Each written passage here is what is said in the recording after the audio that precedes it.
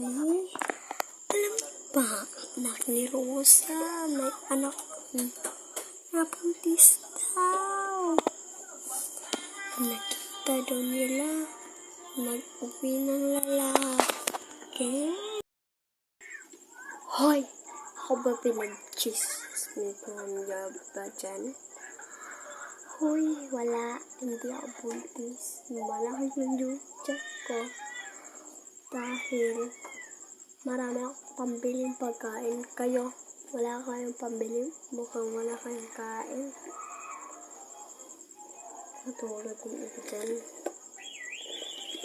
Huwag ka mangyalan sa susunod ha. Ang ibang buhay ng ibang tao. Sus, bawal yan mga marites. Ayan na rin, napagalitan tayo sa mata. Tignan mo. Sus, mapatay kita dyan eh. Sakat ng ulo ko. Nay, gano'n pula po muna ako dun sa mag-basketball lang po na ako. Kasama ko po yung kapitbahay niyo. Ay, bawal anak. Magkapihan ka. Mag-iingi ka na ng pera sa akin. Sus, mama, ano ba ito dyan? Ako si nanay, puro na lang paganda. O, hindi naman maganda. Sus.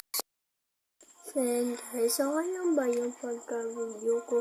So, ito gamit natin lights. Oh my god, lights ginamit ko ngayon. So, bye-bye. Thank you for watching.